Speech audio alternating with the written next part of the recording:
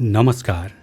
अब हामी स्वामी सच्चिदानन्द विशुद्धदेवको पुस्तक चरित्र विज्ञान, क्यारेक्टर साइन्स, क्यारेक्टरोलोजी वाचन गर्दैछौँ। आध्यात्मिक यात्रामा रहेका जो कोहीको लागि पनि यो पुस्तक सहयोगी बन्न सक्छ। सर्वमूलम चरित्रम, स्वामी सच्चिदानन्द विशुद्धदेव। आउनुहोस् चरित्र विज्ञान, क्यारेक्टर साइन्स यो पुस्तकको श्रवण गरौँ।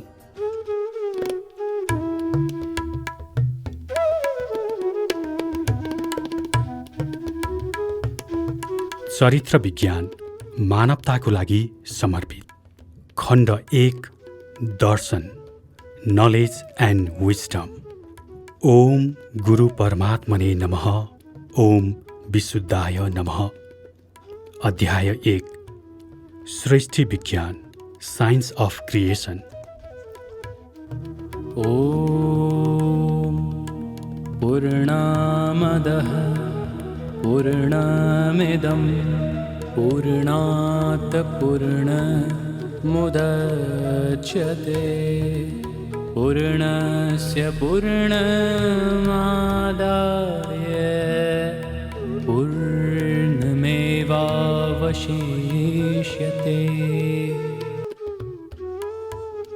निराकार ब्रह्म इनर्जी पूर्ण छ। साकार ब्रह्म म्याटर, जगत प्रकृति पनि पूर्ण छ। पूर्ण निराकार ब्रह्मबाटै यो पूर्ण साकार ब्रह्म प्रकट भएको छ। पूर्ण ब्रह्मबाट पूर्णता लिएर जगत बन्दछ। तैपनि ब्रह्म जस्ताको तस्तै पूर्ण नै बाँकी रहन्छ। अर्थात् पूर्णबाट पूर्ण घटाउँदा वा जोड्दा पूर्ण नै शेष रहन्छ।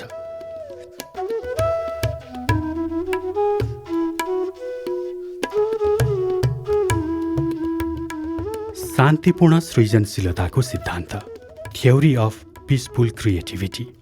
परब्रह्म परमात्मा।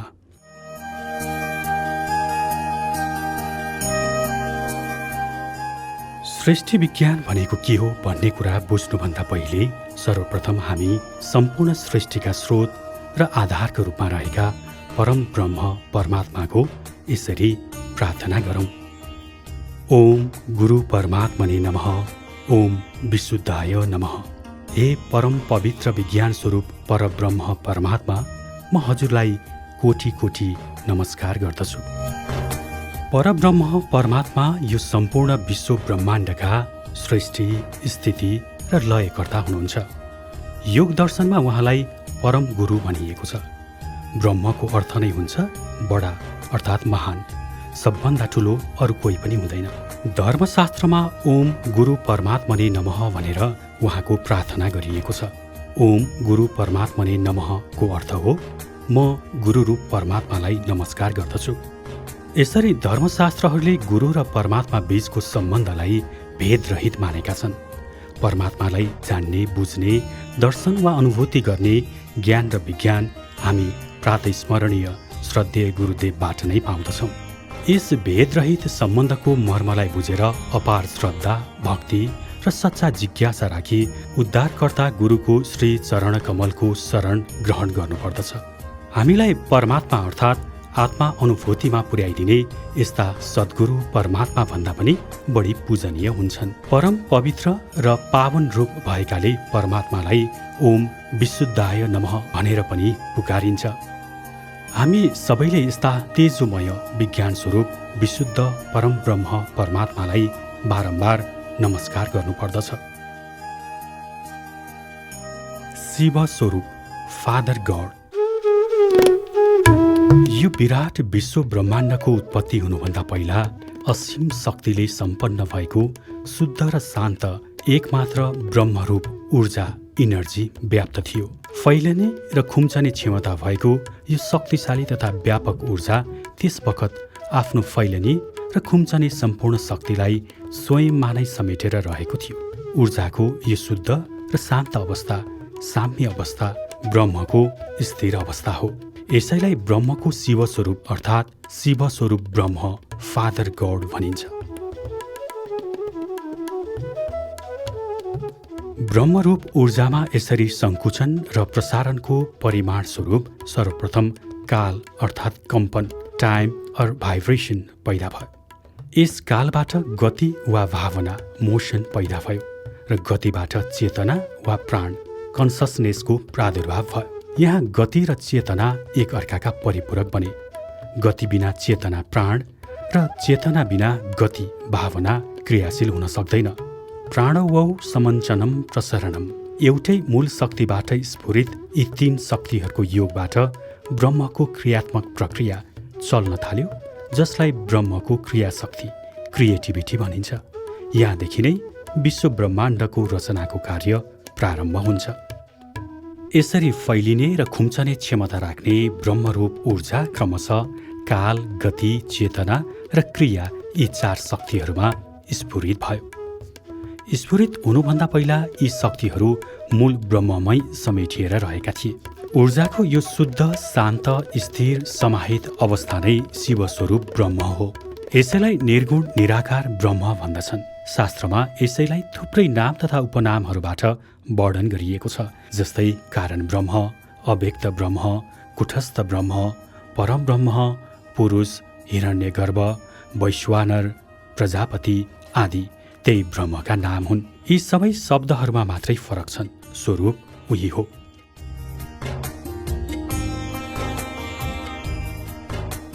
शक्ति स्वरूप मदर गड।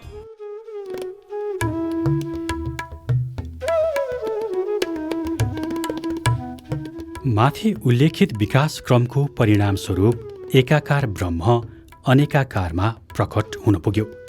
ब्रह्मको यो रूपान्तरणबाट ब्रह्माण्डमा भिन्नताहरू देखा पर्दै आए। नाना थरीका जड तथा चेतन वस्तुहरू उत्पन्न भए। यसलाई वेदमा भनिएको छ, एक भएर पनि म अनेक छु। एकबाट अनेक र अनेकबाट एक हुन सक्ने ब्रह्मको यस्तो स्वभावलाई ब्रह्मको शुभ सङ्कल्पको दर्शन भन्दछन्। यी महावाक्यहरूले ब्रह्म जगतको एकत्वको यही दर्शनलाई दर्शाएका हुन्। ईशा वास्यमिदं सर्वं सर्व खल्विदं ब्रह्म नेहा नानास्ति किञ्चन वेद। निराकार ऊर्जा साकार ऊर्जामा रूपान्तरित भएको यस्तो विषम, अशान्त र अस्थिर अवस्था ब्रह्मको सृजनशील अवस्था हो। यसैलाई ब्रह्मको शक्ति स्वरूप अर्थात् शक्ति स्वरूप ब्रह्म भनिन्छ। यसैलाई कुण्डलिनी शक्ति पनि भनिन्छ। शास्त्रमा ब्रह्मको यही सृजनशील शक्तिलाई कार्य ब्रह्म तथा मूल प्रकृति भनिएको छ। सगुण साकार ब्रह्म, अपर ब्रह्म, व्यक्त ब्रह्म, योगमाया, महामाया आदि एउटै अर्थ लाग्ने समानार्थक शब्दहरू हुन् भन्ने कुरामा हामी विश्वस्त हुनुपर्दछ। शक्ति स्वरूप यस कार्य ब्रह्मबाट नै यस विश्व ब्रह्माण्डको सृष्टि, स्थिति र प्रलयको प्रक्रिया चलि नै रहन्छ। यो प्रक्रिया अनादि र अनन्त छ। बिल्कुलै अनुशासित, नियमित र व्यवस्थित ढङ्गबाट चल्ने भएकाले सृष्टिको यो सनातन प्रक्रियालाई शान्तिपूर्ण सृजनशीलताको सिद्धान्त, थ्योरी अफ पिसफुल क्रिएटिभिटी भनिएको हो। चतुर्भुज नारायणको दर्शन। वैदिक धर्म संस्कृतिमा ब्रह्माण्ड नायक परम ब्रह्म परमात्मालाई चतुर्भुज नारायणको नामले पुकारिएको छ।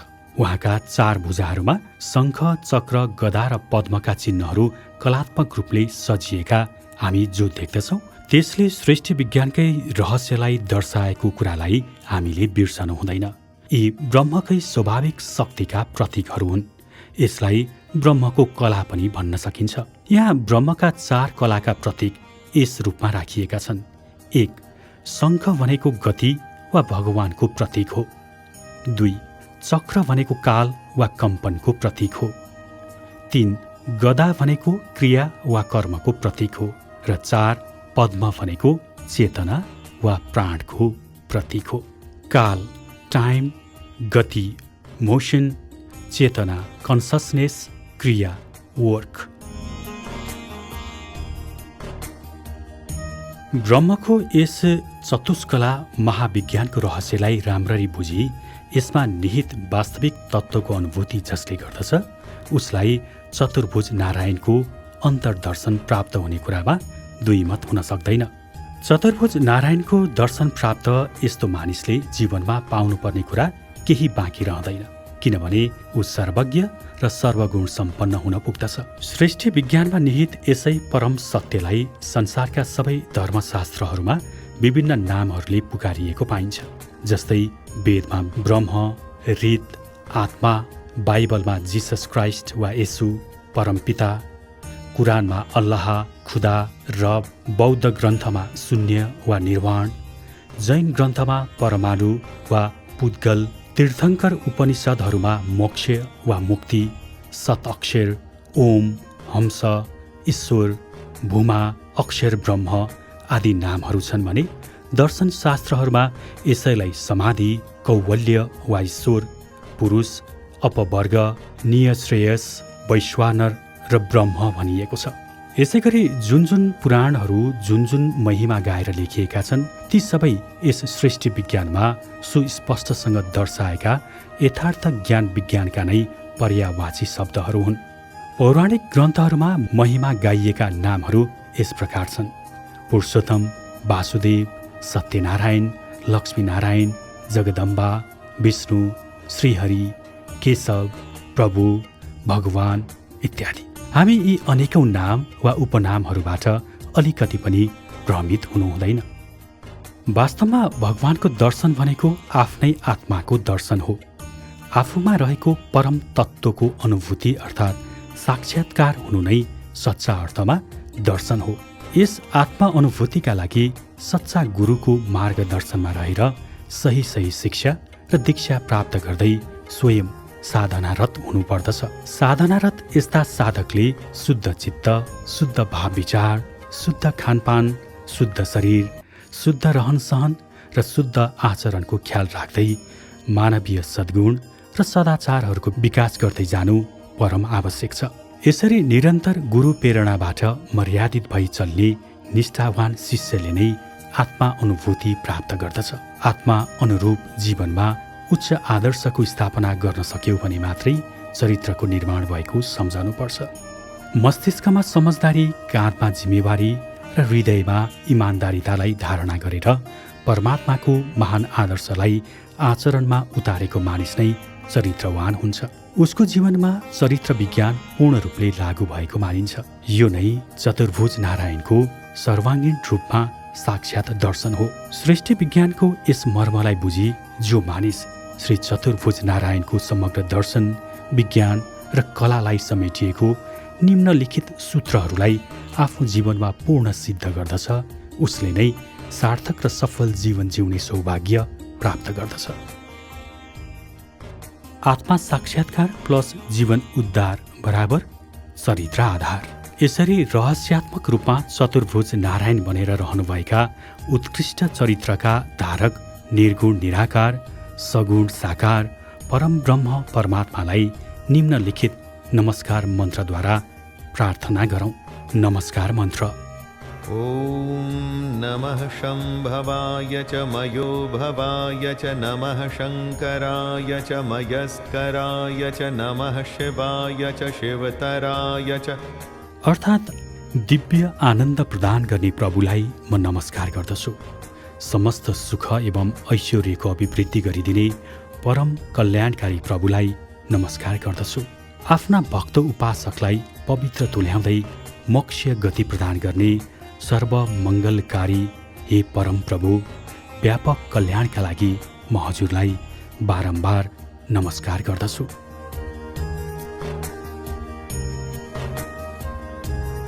जीवात्माको मूल स्वरूप। परम ब्रह्म परमात्मा पूर्ण हुनुहुन्छ, त्यसैले उहाँकै अभिन्न अंश जीवात्मा पनि पूर्ण नै हुन्छ। पूर्णमदः पूर्णमिदं भन्नुको तात्पर्य नै यही हो। जीवात्मा परमात्माकै नित्य अंश भएको नाताले यसमा पनि परमात्माका जस्तै चारै कलाहरू विद्यमान हुन्छन्। जतिसुकै ठुलो वा सानो एउटा त्रिकोणमा त्यसको तीनै कोणहरूको योग बराबरै अर्थात् 180 डिग्री नै हुन्छ। यो ज्यामितीय तथ्यले अंश जीवात्मा इन्डिभिजुअल सेल्फ र अंशी परमात्मा युनिभर्सल सेल्फ यी दुवैका कला समान नै अर्थात् बराबर नै हुन्छन् भन्ने कुरा सिद्ध गर्दछ। यसरी चतुर्भुज नारायणले नै आफ्ना 4 कला काल, गति, चेतना र क्रिया लिएर मानव पिण्डमा जीव रूपमा प्रकट हुनुभएको रहेछ भन्ने तथ्यलाई राम्रोसँग बुझ्नु पर्दछ। वैदिक धर्म संस्कृतिमा नरलाई नारायण अवतार मानी नर नारायण रूपमा उसलाई प्रतिष्ठित गरिएको पनि यसै कारणले हो। परमात्मा र जीवात्मा दुवै पूर्ण छन् र पनि जीव आफूलाई अपूर्ण र असमर्थ ठानिरहेको हुन्छ। आफ्नो यस्तो पूर्ण अर्थात् महान स्वरूपको ज्ञान नहुनु वा हुन नसक्नु उसको अज्ञानले गर्दा नै हो। वास्तविक स्वरूपप्रति यसरी अज्ञानी, अनभिज्ञ, अनजान बनिरहनु नै उसका सबै प्रकारका दुःख, कष्ट, पीडा, रोग, भय, त्रास आदिको मूल कारण हो, जसलाई शास्त्रले मृत्यु भनेको छ। यस किसिमको भ्रमको नाश ज्ञान शक्तिबाट हुन्छ। ज्ञान शक्तिबाट जीव पुनः आफ्नो मूल स्वरूपलाई प्राप्त गर्दछ। जसरी आगोमा परेपछि आगो स्वरूप नै तथा नुनको ढिक्का समुद्रमा पर्दा समुद्र स्वरूप नै भएर रहन्छ, त्यसरी नै जीव ज्ञानयुक्त भएपछि ज्ञान स्वरूप नै भएर रहन्छ। यदि हामीले परमात्माको बोध गर्न सक्यौँ भने हामी पनि परमात्मा स्वरूप नै भएर रहनेछौँ। यो नै जीवात्माको मूल स्वरूप, ओरिजिन हो, ज्ञान हो र यही नै यसको परम विज्ञान पनि हो। ज्ञानी तथा विवेकशील सत्पुरुषहरू यही ज्ञानमुक्त अवस्थालाई प्रकाश वा विवेक भन्दछन्। जीवको अज्ञानयुक्त अवस्थालाई अन्धकार वा अविद्या भनिएको छ। यही तमसोमा ज्योतिर्गमयको तात्पर्य हो, अर्थात् अज्ञान रूपी अन्धकारबाट ज्ञान रूपी प्रकाश विवेकतिर जानु। यसरी जीव भइकन पनि मानिसले परमात्मा नै भएर जिउन सक्नु जीवनको सबैभन्दा ठूलो पुरुषार्थ हो। जीवात्माको सच्चा लक्ष्य पनि यही हो र मनुष्य जीवनको सार्थकता र सफलता पनि यसैमा निहित छ। यसैबाट उसका समस्त दुःख र दीनता अन्त्य हुन पुग्दछन्। दुःखबाट उसले छुटकारा पाउँदछ। मृत्युमाथि विजय। जो मनुष्य सृष्टि विज्ञानको संस्मरण गर्दछ र गहन चिन्तनद्वारा त्यसको अनुभव गर्दछ, उसको अज्ञानता समूल नाश हुन्छ। अज्ञानताको नाश हुनु भनेको हामीलाई दुःख र चिन्तामा फसाउने भेद बुद्धिको नाश हुनु हो। माथि दर्शाइएको जीवात्माको मूल स्वरूपको सत्य तथ्यलाई आत्मसात गर्ने मानिसमा उसको दुःखमूलक भेद बुद्धि समाप्त भई समतापूर्ण परम शान्ति प्राप्त भइकन मृत्युमाथि विजय प्राप्त हुन्छ। यो वास्तविकतामा आधारित छ। प्रचलित धारणा अनुसार शरीर निष्प्राण भएपछि मात्रै मृत्यु भयो भनिन्छ। शरीरको यस्तो मरण वास्तविक मरण होइन, जीव नित्य छ। उसले जन्मनु र मर्नु भनेको शरीरसँगको उसको औपचारिक सम्बन्ध मात्रै हो। ज्ञान गुणका भण्डार र विवेकशील पुरुषहरूले काम, क्रोध, लोभ, मोह, मद, मात्सर्य, अहंकार, अभिज्ञा र परतन्त्रता यी 9 विकारलाई नै मृत्यु भनेका छन्। यी विकारहरूमा आसक्त भई अज्ञानमय जीवन जिउनु नै वास्तविक रूपमा मृत्यु हुनु हो। ज्ञान शक्तिद्वारा यी विवेकहरूमाथि विजय हासिल गरी अन्तरकरणमा स्थिरता, शान्ति, प्रसन्नता, करुणा, स्वतन्त्रता र परम आनन्दको अनुभूति गर्नु नै अमृत पान गर्नु हो, अमरत्वको प्राप्ति हो। मृत्युमा अमृतम गमय भन्नुको तात्पर्य पनि यही नै हो। विकार रूपी मृत्युबाट अमृत अमरत्वतिर जानु भनेको पनि यही हो। यही अमृत प्राप्ति चरित्र निर्माण गर्नु हो, जहाँ निर्माण भएपछि स्वयंमेव निर्वाणको प्राप्ति हुन्छ।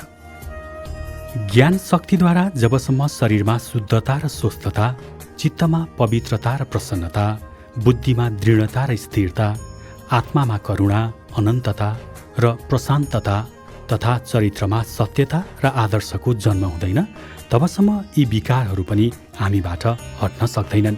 यिनै सदाचार र सद्गुणहरूको प्रस्फुटन गराई जीवनको परम लक्ष्य आत्मा साक्षात्कारसम्म पुर्याउने शक्तिको नाम नै ज्ञान हो। जस्तो प्रकाश बिना अन्धकार हट्न सक्दैन, अन्धकार हटाउन प्रकाशको आवश्यकता पर्दछ, त्यस्तै ज्ञान रूपी प्रकाशबाट अज्ञान रूपी अन्धकारको नाश हुन्छ।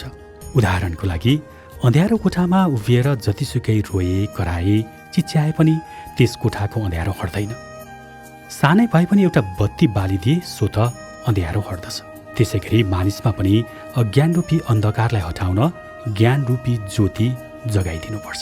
वर्षौंदेखिकै घना अन्धकार किन नहोस्, सानै भए पनि बत्ती जगाइदिन सके त्यो त्यसै क्षण तत्काल हट्दछ। ज्ञान शक्तिद्वारा आत्मा साक्षात्कार भएपछि आत्मप्रकाशको उदय हुन्छ अनि जन्म जन्मान्तरदेखिकै अज्ञा अन्धकार हट्न कुनै बेर लाग्दैन। यसै आत्मप्रकाशलाई विवेक शक्ति वा चेतन शक्ति भनिन्छ। जब यसै चेतन रूपी प्रकाशबाट प्रकाशित भई सत असतको ठिक ठिक पहिचान गर्दै जीवन निर्विघ्न अघि बढ्छ। यसै ज्ञान विवेक रूपी ज्योतिलाई यहाँ चरित्र ज्योति भनिएको छ। मानिसले आफूभित्र रहेको चरित्र ज्योति बालिदिने हो भने अज्ञान रूपी अन्धकारका कारणले देखिन आएका दुःख, चिन्ता, मोह, मात्सर्य सबै नष्ट हुन्छन् र उसले परम सुख, सन्तोष र आनन्द प्राप्त गर्दछ। परब्रह्म परमात्माका 18 गुणहरू। अज्ञान नै दुःखको मूल कारण रहेछ भन्ने कुरा हामीले बुझ्यौँ। अज्ञानलाई हटाउने एउटा मात्र वैज्ञानिक प्रक्रिया नै सृष्टि विज्ञान हो।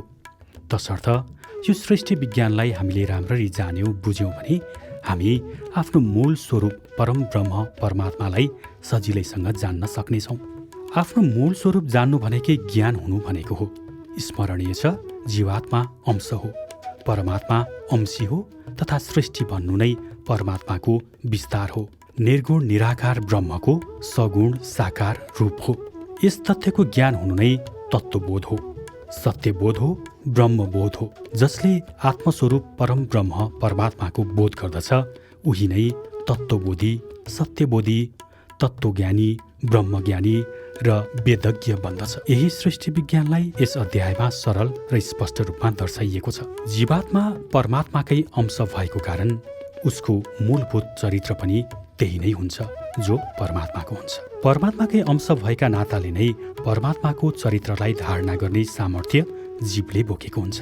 तसर्थ परमात्मा प्राप्त गरेर परमात्माकै चरित्र अनुरूप जीवन जिउन सकियो भने चरित्र निर्माण भएको सम्झनु पर्दछ। परमात्माको महान स्वभाव, महान आदर्श अर्थात् चरित्रलाई धारणा गर्नु नै यथार्थमा धर्म हो। धार यति धर्म अर्थात् चरित्रको महान स्वभावलाई धारणा गर्नु नै धर्म हो। यस प्रकार चरित्र नै धर्मको मूल भएको तथ्यलाई राम्रोसँग बुझ्नु पर्दछ।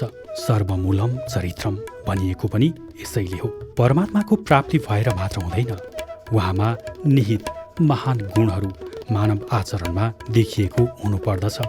स्मरण रहोस्, वैदिक संस्कृतिमा 18 भुजाहरूले सुसज्जित महामाया जगत जननी महाकाली हामी जो देख्दछौँ ती परब्रह्म परमात्माकै 18 गुणहरूका प्रतीक हुन्। शस्त्र अस्त्र रूपी बल नै चरित्र बल हो, जसबाट नै विषय वासना रूपी शत्रुमाथि विजय हासिल गरिन्छ। यथार्थ ज्ञान र विज्ञानको रहस्यलाई बोकेकी माध्येश्वरी यो प्रेरणा प्रदान गरिरहनु भएको छ। यिनै सद्गुणहरूबाट हामी सुसम्पन्न भएर रहन सक्नु पर्दछ। सही अर्थमा देवीको पूजा अर्चना र आराधना पनि यही नै हो। यी 18 गुणहरू यस प्रकार छन्: सच्चिदानन्द, ओमकार, अजर, सर्वशक्तिमान, दयालु, अमर, सर्वव्यापक, नित्य, अभय, सर्वान्तर्यामी, निर्विकार, अनन्त, सर्वेश्वर, निराकार, सृष्टिकर्ता, सर्वाधार, न्यायकारी, ज्योति स्वरूप। यस्ता उत्कृष्ट आदर्श र सच्चरित्रहरूलाई धारणा गर्नुभएका हाम्रो आत्मस्वरूपको मूलमा रहनुभएका हे विशुद्ध परम ब्रह्म परमात्मा, म हजुरलाई कोटी कोटी नमस्कार गर्दछु। हामीलाई मस्तिष्कमा समझदारी, काँधमा जिम्मेवारी र हृदयमा इमान्दारी प्रदान गर्नुहोस्। हाम्रो चित्त सधैँ हजुरमा लागिरहोस्। हजुरको सेवा मनसा वाचा कर्मणा गर्न सकौँ। ओम सर्वेभ्यो देवेभ्यो नमः। ओम ताराय नमो नमः। ओम विशुद्धाय नमः। ओम विशुद्धाय नमः। ओम विशुद्धाय नमः। ओम शान्ति शान्ति शान्ति।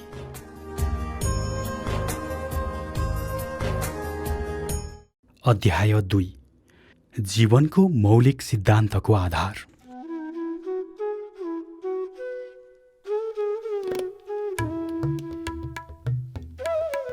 प्रथम अध्यायमा हामीले ब्रह्माका 4 कलाहरूका उत्पत्तिका विषयमा अध्ययन गर्यौं। यस अध्ययनबाट हामीले ब्रह्मका 4 कलाहरू भएको तथा जीव ब्रह्मकै अंश भएकोले जीवको पनि त्यही 4 कला हुन्छ भन्ने कुरालाई बुझ्यौं। ब्रह्मका 4 कलाहरू यसरी जीवमा पनि समान रूपमा निहित हुन आउनु ऊ ब्रह्मकै अंश भएको नाताले हो। अब हामी यस अध्ययनमा कसरी आफ्ना यी 4 कलाका शक्तिबाट ब्रह्म अंशी अर्थात् जगत उसको विस्तारलाई तथा जीव अंश आफ्नो जीवनमा हर क्रियाकलापहरूलाई सञ्चालन गरिरहेको हुन्छ भन्ने बारे विस्तृत अध्ययन गर्नेछौँ। साथै कसरी ब्रह्मका यी 4 कला शक्तिबाट 4 मूलभूत सिद्धान्तहरूको उत्पत्ति हुन पुग्यो भन्ने कुरा पनि बुझ्नेछौँ। र हामीले यो तथ्य राम्रोसँग बुझ्नुपर्छ कि यही सिद्धान्त वा ब्रह्मको स्वभाव अनुरूपको जीवन जिउनु नै जीवनको आफ्नो मौलिक चरित्र हो। उसको मौलिक कर्तव्य पनि यही हो। स्मरणीय छ, ब्रह्मले आफ्ना यिनै 4 कलाका शक्तिका सहायताले यस जगतलाई बिल्कुलै अनुशासित, नियमित र व्यवस्थित ढङ्गले चलाइरहेको हुन्छ। ब्रह्मकै अंश भएको कारण जीवले पनि आफूमा निहित यी शक्तिहरूलाई सफलतापूर्वक सञ्चालन गर्ने सामर्थ्य बोकेको हुन्छ। यदि उसले यी शक्तिका बारेमा राम्ररी ज्ञान गरेर यिनको सही ढङ्गबाट पुरापुर उपयोग गर्न जान्यो वा सक्यो भने उसको मनुष्य जीवन पनि त्यसै गरी बिल्कुलै अनुशासित, नियमित र सुव्यवस्थित हुन पुग्दछ। यसरी सर्वाङ्गीण रूपमा नै समुन्नत जीवनको मूल आधार भएकोले यसलाई जीवनको मौलिक सिद्धान्तको आधार भनिएको हो। यही कलाको महत्त्वलाई नबुझेर जुन बेला जीव यी कलाहरूलाई गलत ढङ्गबाट सञ्चालन गर्न थाल्दछ त्यसबेला जीवनको प्रत्येक पक्षको सञ्चालनमा अनियमितता र अनुशासनहीनता देखा पर्न थाल्दछ। यसैलाई प्रमादको अवस्था भनिन्छ, जुन अवस्थामा जीवले आफ्नो मूल स्वरूपबाट विमुख हुन पुगी दुःख, कष्टदायी, नरकीय जीवन बिताउन बाध्य हुनुपर्छ। यही अज्ञानता हो र अज्ञानता भन्नु नै नरक हो। नरकमा पर्नु भनेको दुःख, कष्ट, पीडा, शोक, अशान्ति, डर, भ्रम, चिन्ता र आदिको बन्धनले बाँधिएर रहनु हो। यस्तै अवस्थामा मानिस आफू तथा संसारलाई नै दुःखको घर मान्न थाल्दछ। त्यसबेला मानिस यस्तो भन्ने गर्दछ, यो संसार दुःखको घर हो, सुख शान्ति भन्ने कतै पनि छैन। सृष्टि विज्ञानको गहन चिन्तन र मनन गरी त्यसलाई राम्ररी बुझ्न थाल्यौँ भने जीवनको मूल सिद्धान्तहरूलाई सुचारू र व्यवस्थित ढङ्गले व्यवहारमा उतार्न समर्थ भई आफ्नो सच्चा स्वरूपबाट वियोग भएर दुःखमा परेको मानिस वास्तविक स्वरूपलाई स्मरण गरेर आत्मा स्वरूपमा फेरि जोडिन पुग्दछ, जसलाई धर्म अर्थात् अङ्ग्रेजीमा रिलिजन भनिन्छ। रिलिजन शब्द रीको अर्थ फेरि हो, जोड्नु, मिलाउनु वा भेटाउनु। आफ्नो मूल ब्रह्म अर्थात् परमात्मा स्वरूपबाट वियोग हुन पुगेको जीव पुनः परमात्मासँग योग भई परमात्माको स्वभाव अनुसार जिउनु नै वास्तविक धर्म हो। यसैलाई वैज्ञानिक धर्म अथवा वैज्ञानिक अध्यात्मवाद भनिन्छ। यो योग संस्कृतिको ज्ञानलाई नै चरित्र विज्ञान भनिन्छ। यो सत्य कुराको ज्ञान हुने तथा यस सिद्धान्त अनुरूप जीवन व्यवहार चलाउने मानिसको लागि जीवन दुःखको घर नभएर सुख, शान्ति र सन्तोषको पवित्र धाम हुन पुग्दछ। यस्तो मानिसले नै भन्ने गर्दछ, यो संसार कर्म र उन्नतिको क्षेत्र हो, यहाँ असम्भव भन्ने केही छैन। स्वर्गको प्राप्ति भनेको पनि यही हो। योगीहरूका सच्चित आनन्दको दिव्य अवस्था पनि यही नै हो। काल, टाइम, सुदर्शन चक्र। परिचय। काल ब्रह्मको पहिलो कला हो। यसको शास्त्रीय प्रतीक स्वरूप सुदर्शन चक्र रहेको छ। काल भनेको के हो? यस सूत्रले कालको स्वरूपलाई बुझ्न सघाउ पुर्याउनेछ। महर्षि न्युटनका अनुसार भी गतिको अन्तिम अवस्था, यु गतिको प्रारम्भिक अवस्था, ए प्रत्येक सेकेन्डमा हुने गतिको चाल।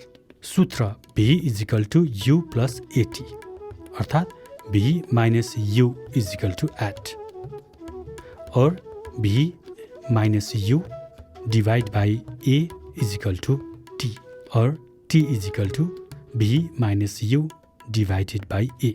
काल, गति। काल गतिको यस समीकरणले काल भनेकै गति हो भन्ने तथ्य सिद्ध गर्दछ। काल त्यो शक्ति हो जसले परमाणु, एटमदेखि लिएर सम्पूर्ण ब्रह्माण्ड युनिभर्समा गति पैदा गर्दछ।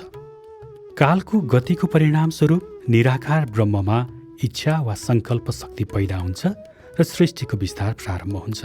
ब्रह्मरूप ऊर्जालाई विस्तार गर्ने शक्ति काल टाइम हो। विशुद्ध चेतन ब्रह्ममा काल शक्तिको संयोगले काम शक्तिलाई जन्म दिन्छ र कर्मको सिलसिला पनि प्रारम्भ हुन्छ। काम बराबर विशुद्ध चेतन प्लस काल। जीवमा निहित काम ऊर्जाको उत्पादक तथा पाप वा पुण्य कर्म अनुसार घडी आएपछि त्यसै अनुरूप गति फल प्रदान गर्ने पनि काल हो। यसरी सृष्टिकै मूलमा काल निमित्त नियामक बनेर रहेको छ। हामी ईश्वरले सर्जेको सृष्टि भनेर जो भन्दछौँ त्यो सब यही कालको करामत हो। मूल ब्रह्ममा कालकै संयोगको परिणाम स्वरूप देखिन आएकोले सृष्टिको यस अवस्थामा त्यही काल ईश्वरको रूपमा रहेको हुन्छ। त्यसैले काल अनुकूल चल्नु ईश्वर इच्छा अल्लाह या विल अफ गडमा चल्नु हो। ईश्वरको भजन कीर्तन गर्नु भनेकै कालको भजन कीर्तन गर्नु हो। ईश्वरको पूजा पनि कालकै पूजा हो। यो नै ब्रह्मको पहिलो काल कलामा निहित मानव जीवनको पहिलो महान सिद्धान्त हो। काल चक्रको महिमा सर्वकाल कृतम मन्ये। हामी जुन जगतमा रहेका छौँ त्यसको नियामक काल सूर्य रूपमा आफ्नो कलालाई विस्तार गरिरहेछ।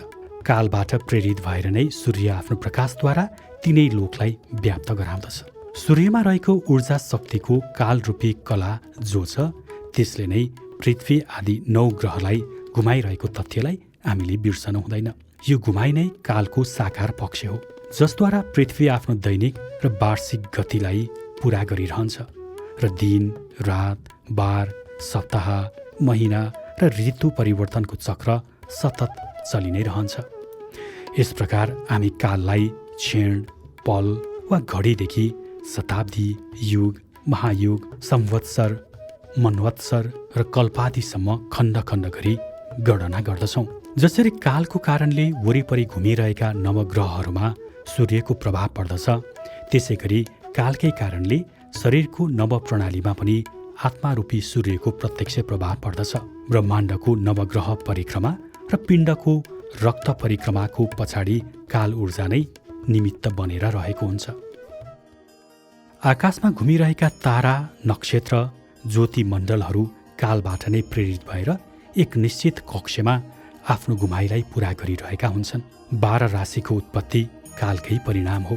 प्रातः मध्याह्न र सायाकाल, शीत ग्रीष्म र वर्षाकाल, जाग्रत स्वप्न र सुसुप्तिकाल, सृष्टि मध्य र प्रलयकाल, भूत वर्तमान र भविष्यकाल, यी पिण्ड ब्रह्माण्ड सबै अवस्थाहरूमा कालले नै चक्र घुमे जस्तै गरी घुमाइरहेको छ। त्यसैले कालको यस चाक्रिक गतिलाई काल चक्र अर्थात् Sudarshan Chakra wheel of time or god भनियो। स्मरणीय छ कालले यस ब्रह्माण्डलाई घुमाइरहेको अहिलेसम्म 10 अरब वर्षभन्दा बढी भइसकेको छ र अब अझै करिब 4 अरब वर्षसम्म घुमाइरहनेछ।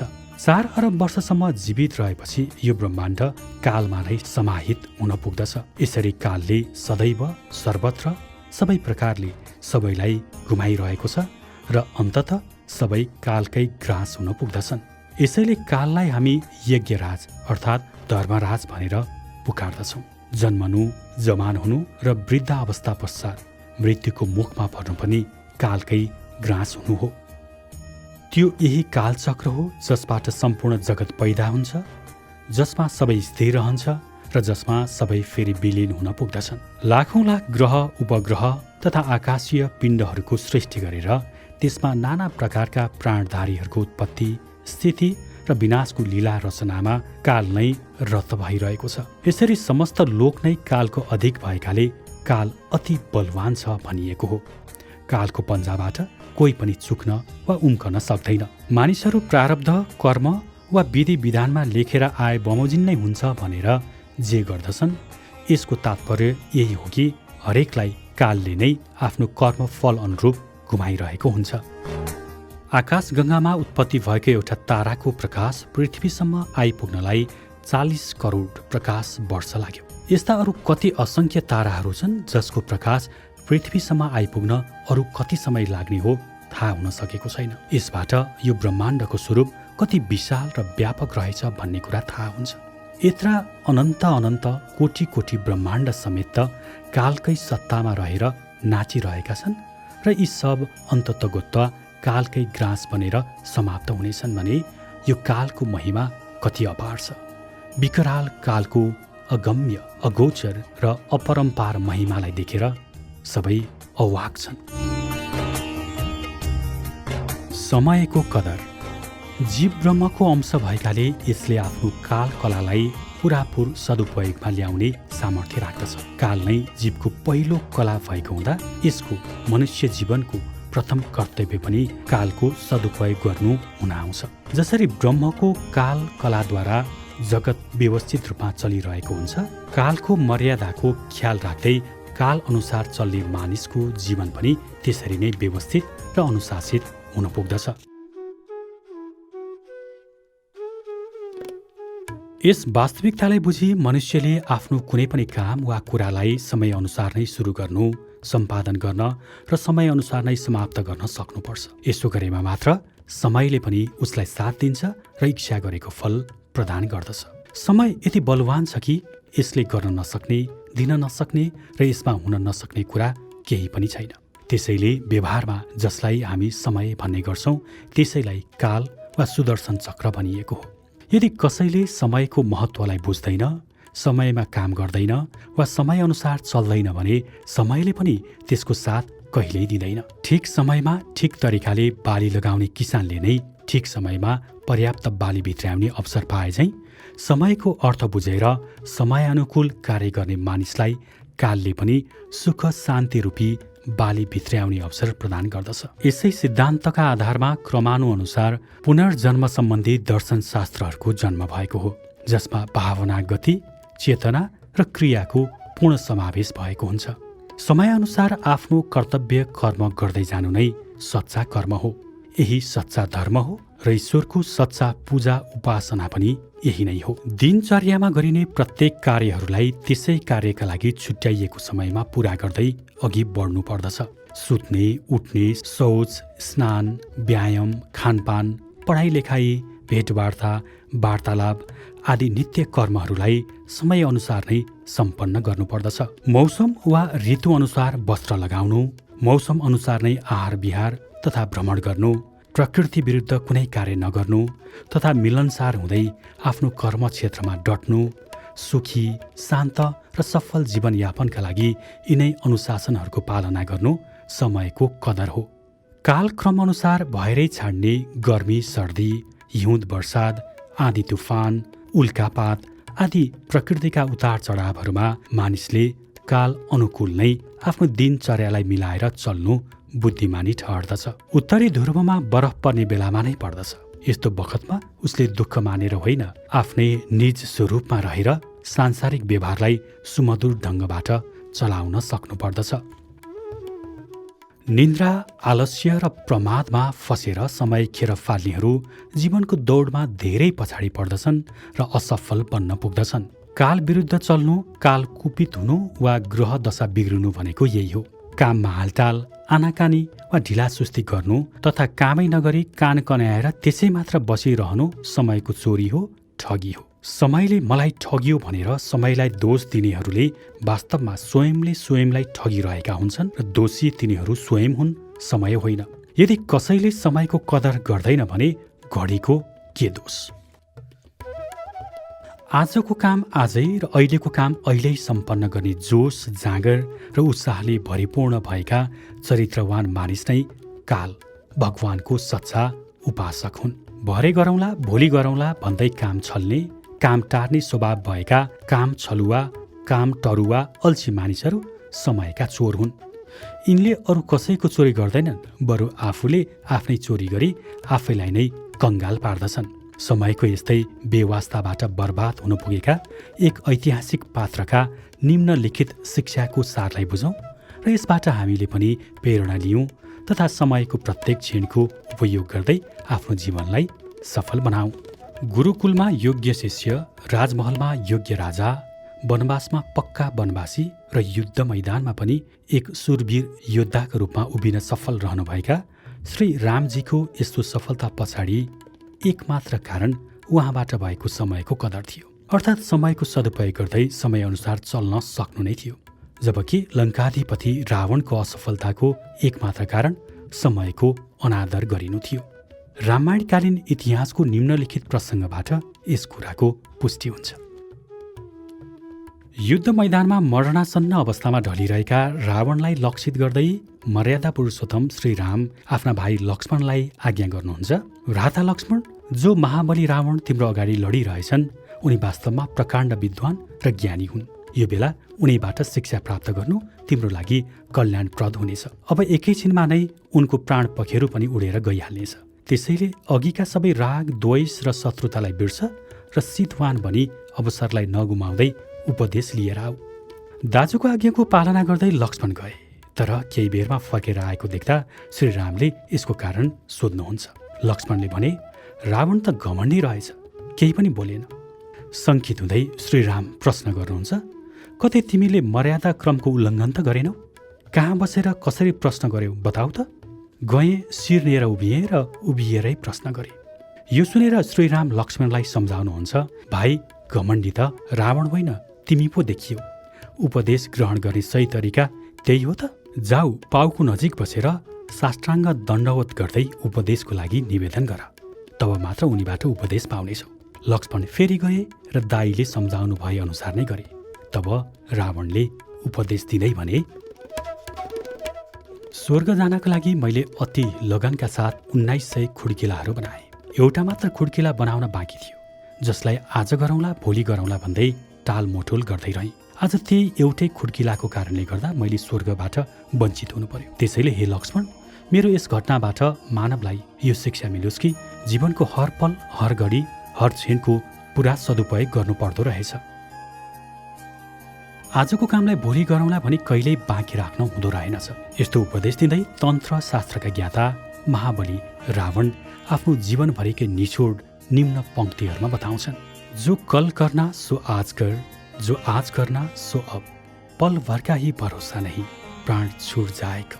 अर्थात् जुन काम भोलि गर्नु छ त्यसलाई आज नै गर, जुन काम आज गर्नु छ त्यसलाई अहिले नै गर, किनभने प्राण कहिले छुट्ने हो एक पलको पनि भरोसा छैन।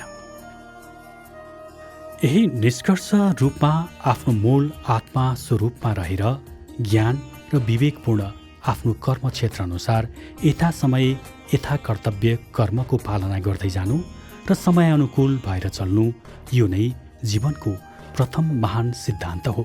मानवताबारे थाहा पाउनुपर्ने मुख्य शिक्षा पनि यही हो र यही नै अनुशासन हो। यसैबाट न्याय मिल्दछ। यस किसिमको शिक्षा, अनुशासन र न्यायलाई आचरणमा उतारेर सुन्दर, सार्थक र सफल जीवन जिउनु मानव मात्रकै परम कर्तव्य हो।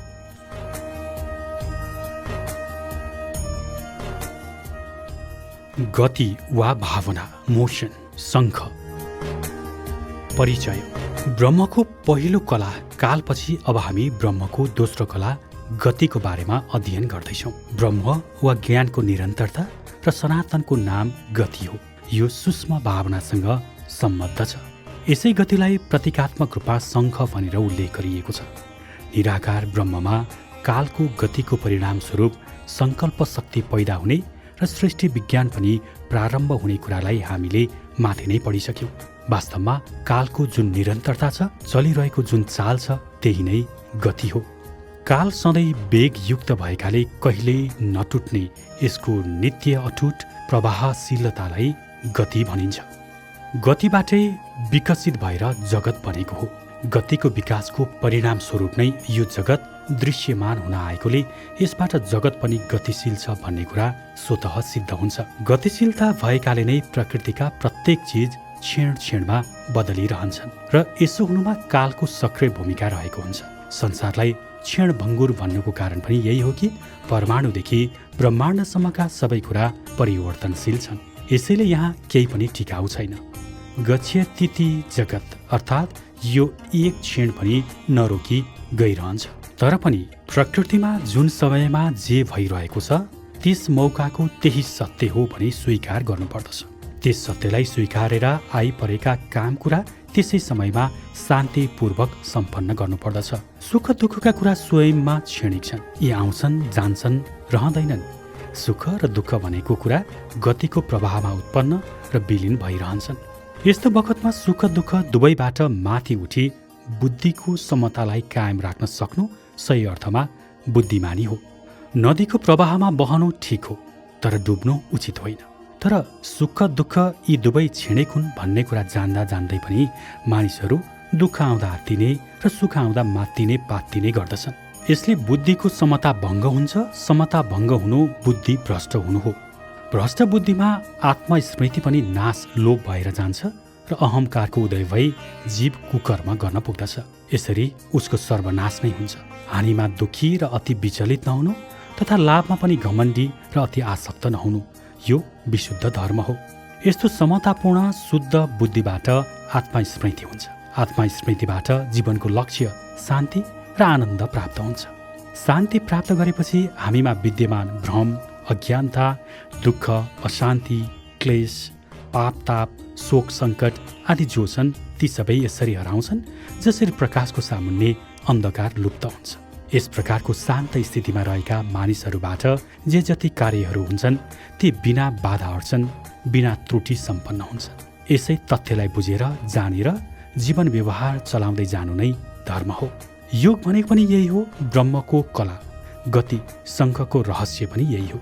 यही रहस्य स्मरण गराई सद्गतिको सञ्चार गराउनको लागि पूजापाठ गर्दा शङ्ख फुक्ने गरिएको हो। शङ्ख भनेको पनि गति अर्थात् सद्गतिकै प्रतीक हो। रीत र सत्यको नियम।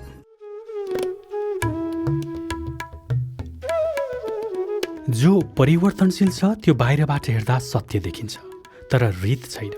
यसलाई व्यवहारिक सत्य भनिन्छ। जस्तो सडकमा चल्ने गाडी हेर्दा सत्य छ, जसबाट व्यवहार चल्दछ र यो छेडछेडमा बदलिरहन्छ। तर सडक नभए गाडी चल्दैन। गाडी चले नचले पनि सडक जहाँको त्यही नै रहिरहन्छ। यस्तो अटल विशेषता हुनु रीत हो। यसै गरी प्रतिक्षण बदलिरहेको यो प्रकृतिमूलक जगत विश्व व्यवहारिक रूपमा हेर्दा सत्य नै हुन्छ, तर पारमार्थिक रूपले यो रीत छैन। जसमा रहेर यो घुमिरहेको अर्थात् गतिशील छ त्यो अटल छ, त्यसैले ब्रह्म रीत छ। जसको मूल अटल छ त्यसलाई रीत भनिन्छ। अग्निमा तातो बनाउनु अग्निको अटल विशेषता हो, ब्रह्म विशेषता हो। प्रकृतिमा जुन सचेतन तथा सत्य स्वरूपबाट सृष्टि चक्र चल्दछ त्यसलाई गति दिने मूल आधार रीत अर्थात् ब्रह्म नै हो। प्रकृति र प्रकृतिका साथ चल्ने यावत कुराहरू सत स्वरूप छन्। उपयुक्त रीत सत नियम अनुसार प्रकृतिमा जुन बखत जे भइरहन्छ त्यो त्यसै घडीका लागि सत्य हुन्छ। सूर्यको वरिपरि पृथ्वीको जुन गति क्रम हो त्यसमा बिहान 6 बजे 6 बज्नु नै सत्य हुन्छ भने दिनको 12 बजे 12 बज्नु नै सत्य हुन्छ। साँझको 6 बजे 6 बज्नु नै सत्य हुन्छ भने रात्रिको 12 बजे 12 नै।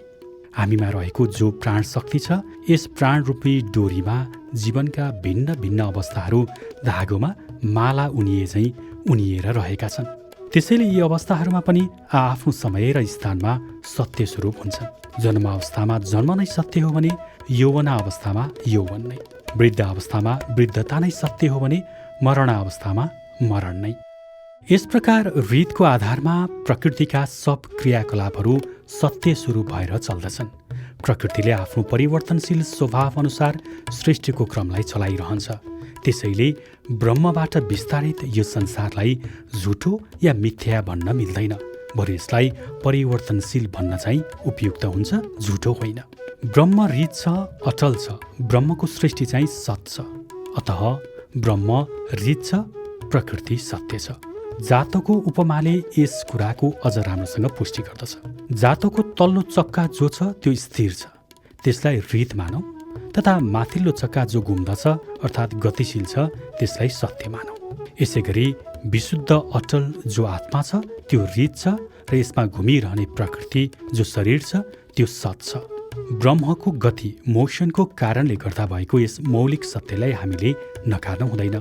जुन समय जे कर्तव्य र कर्म आइपर्छ त्यसलाई निष्ठापूर्वक स्वीकारेर शान्तिपूर्वक त्यसको पालना गर्नुपर्दछ। यो नै सत्यप्रतिको निष्ठा हो। यो नै ब्रह्मको दोस्रो कलामा निहित मानव जीवनको दोस्रो सिद्धान्तको मर्म हो, अर्थात् दोस्रो सिद्धान्तलाई पालना गर्नु हो। माथिका तथ्यहरूलाई राम्ररी विचार गरी हामीले आफूलाई ब्रह्म रीतमा स्थिर गरेर अर्थात् विशुद्ध ब्रह्म स्वरूपलाई नबिर्सिकन संसारमा जुन समय जे आइपर्छ तिनलाई देश काल परिस्थिति र पात्र हेरी त्यस अनुसार विवेक शक्तिको सहाराले आफूले गर्नुपर्ने कर्तव्य गर्दै निरन्तर अगाडि बढ्दै रहनु गतिशील हुनु हो। यसरी ब्रह्ममा स्थिर तर कर्ममा चाहिँ गतिशील हुँदै निरन्तर प्रगतितिर लाग्नुलाई विशुद्ध स्थिर गतिशील योग संस्कृति भनिन्छ। सत्यप्रतिको निष्ठा चारित्रिक चेतनाको जागरण भन्नु पनि यही हो। तसर्थ हामीले जीवनको दोस्रो मुख्य सिद्धान्त गतिका सम्बन्धमा जान्नु र सत्यलाई सफलतापूर्वक जीवनमा उतार्नु पर्दछ। यसो गरेमा मात्रै हामी सार्थक जीवन जिउँदै आफ्नो लक्ष्यमा सजिलैसँग पुग्न सक्दछौँ। यस्तो जीवन जिउने मानिसमा सत्यमेव जयते को महान सिद्धान्त लागू हुन्छ। सत्यमा रहने यस्तो मानिसले आफ्नो जीवनकालमा कहिल्यै हार खानु पर्दैन। उसको सदा जय र विजय नै भइरहन्छ। भावना। जसरी कालको अटुट सम्बन्ध गतिसँग हुन्छ त्यसै गरी गतिको अटुट सम्बन्ध भावनासँग हुन्छ। गतिसँगको अटुट सम्बन्धको कारणले गर्दा भावना पनि गतिशील हुन्छ। भावनाको गतिशीलता यति सूक्ष्म छ कि मानव अनुहारमा प्रति सेकेन्ड 72 लाख पटक भाव कम्पन भाइब्रेसन भएर तद अनुरूप अनुहार पनि प्रतिक्षण प्रतिपल बदलिरहन्छ। भावनाको गतिशीलता शक्तिशाली पनि हुन्छ। यसले उत्पन्न गर्ने भाव कम्पन ब्रह्माण्डमा ठिक त्यसै गरी फैलन्छन् जसरी पोखरीमा ढुङ्गो फ्याँकिदिँदा जलका तरङ्गहरू परपरसम्म फैलन पुग्छन्। वायरलेस टेलिग्राफको जन्म पनि यही गतिशीलताकै आधारमा भएको हो। शुद्ध र शुभ सङ्कल्पयुक्त भावले आफू लगायत ब्रह्माण्डमा आकाश तत्त्वलाई माध्यम बनाउँदै प्राणी मात्रकै लागि सुखद परिणाम निम्त्याउने हुन्छ। यसैले नै वैदिक संस्कृतिमा उच्च भाव विचारहरूले भरिएका बारम्बार प्रार्थना मन्त्रहरूको विधान गरिएको हो। जस्तै तन्मे मनः शिव सङ्कल्पमस्तु। यसरी भाव शक्तिमान पनि भएकाले जहाँ शुद्ध भाव व्यक्तिको उत्थानको कारण बन्दछ त्यही भाव अशुद्ध हुन गए भने स्वयंलाई नै यसले नष्ट गरिदिन्छ। यसै कारण क्रोध, गाली, निन्दा, चुक्ली, शत्रुता, ईर्ष्या, द्वेष, राग जस्ता स्थानमा स्नेह, प्रेम, दया, क्षमा, शान्ति, अहिंसा, पवित्रता, सहनशीलता जस्ता सकारात्मक भाव विचारहरूले आफूलाई नै ओतप्रोत गराएर राख्नु नितान्त आवश्यक हुन जान्छ। सद्भाव र सद्गतिको प्रतीक रूप भएकाले शुभ कर्ममा शङ्ख बजाउने गरिएको हो। चेतना वा प्राण कन्ससनेस पद्म। कालद्वारा गति पैदा हुने कुरा माथि छलफल गर्यौं। यही कालद्वारा पैदा भएको गति कालसँग मिल्न जाँदा चेतनाको जन्म हुन्छ। अर्थात् जहाँ काल र गति पैदा हुन्छ त्यहाँ चेतना हुन्छ। काल प्लस गति बराबर चेतना। हामीमा भएको प्राण शक्ति नै चेतनाको रूप हो। यही चेतनालाई शास्त्रमा प्रतीकात्मक भाषामा पद्म भनिएको छ। चेतना ब्रह्मको तेस्रो कला हो।